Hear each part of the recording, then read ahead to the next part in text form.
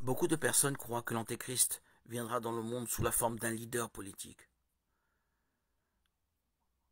La première partie de ces personnes parle d'un quatrième royaume, différent des autres royaumes, qui aura le pouvoir de dominer toute la terre. Cela pourrait être interprété comme un gouvernement mondial très puissant, dirigé par l'Antéchrist. Un homme qui se démarquerait des autres par son charisme, sa compétence politique et sa capacité de persuasion. La deuxième catégorie de personnes parle de dévorer toute la terre. Cette image pourrait symboliser la domination du leader sur plusieurs nations et gouvernements probablement obtenus par des conquêtes militaires, des manœuvres politiques ou d'autres formes de répression. Une autre catégorie de personnes pense que l'Antéchrist parlera contre le Très-Haut.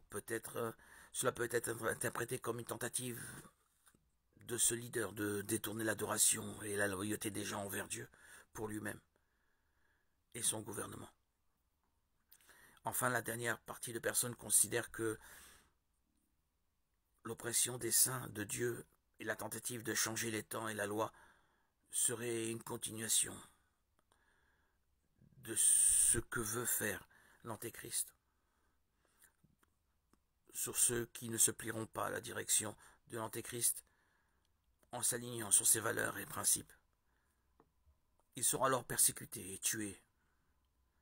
Et avec le temps, tout comme dans la première théorie, plusieurs hommes politiques mondialement connus ont été désignés comme des antéchrists potentiels tels que Néron, Napoléon, John Kennedy, Mikhail Gorbatchev, Ronald Reagan et plus récemment les noms de Barack Obama, Donald Trump, Joe Biden, Vladimir Poutine et le roi Charles II ont émergé. Si nous examinons les Écritures, nous verrons que l'Antéchrist aura toutes les caractéristiques mentionnées par cette théorie. Cependant, il n'y a aucune ligne dans la Bible qui affirme ou garantit que l'Antéchrist sera un leader politique utilisant son influence pour dominer le monde. Il y a une autre théorie, celle du leader religieux. Cette théorie affirme que l'Antéchrist sera un leader religieux si influent et respecté qu'il convaincra d'autres leaders spirituels de se rallier à la formation d'une nouvelle et unique religion mondiale. Et pour gagner la confiance de tous, il utilisera des miracles et d'autres signes. Selon la théorie, cet homme serait présenté au monde comme étant si spiritualisé qu'il pourrait sembler avoir été envoyé par Dieu lui-même. Cependant, cette apparence trompera tout le monde, car il ne sera qu'un imposteur, et cette idée a tout son sens lorsque nous la comparons avec le passage de 2 Thessaloniciens chapitre 2, versets 3 et 4, où se trouve la prophétie suivante.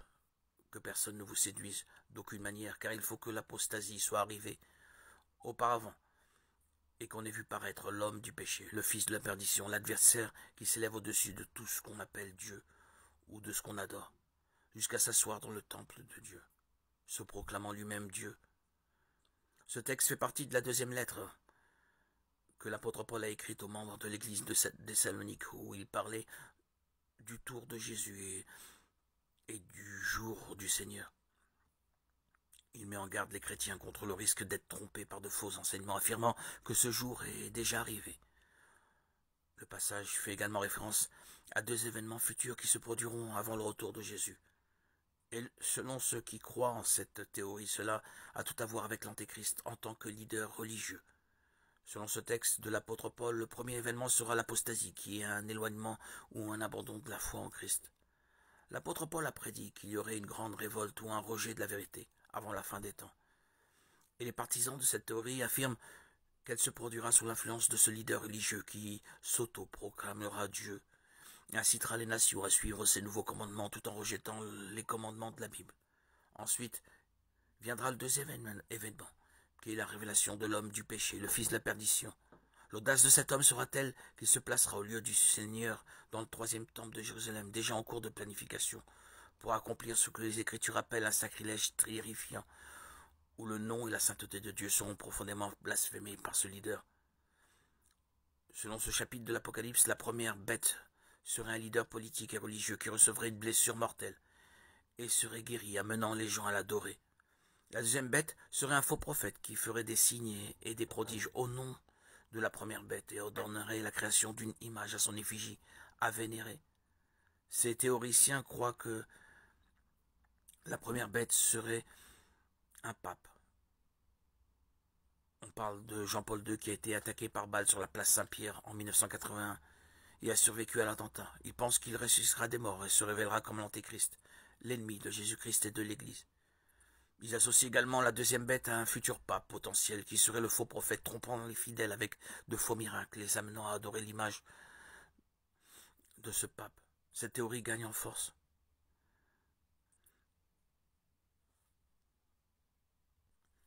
Cependant, cette théorie sur le pape ne tient pas. Car la Bible nous assure dans Hébreux chapitre 9 que les hommes sont destinés à mourir une seule fois, puis vient le jugement. Et l'ancien leader de l'Église catholique, qui est considéré comme un saint, ne pourrait pas être l'Antéchrist. Car le Seigneur ne permet pas à une personne de revenir à la vie, à moins que cela ne soit selon sa volonté, comme cela s'est passé avec Lazare et Jésus lui-même.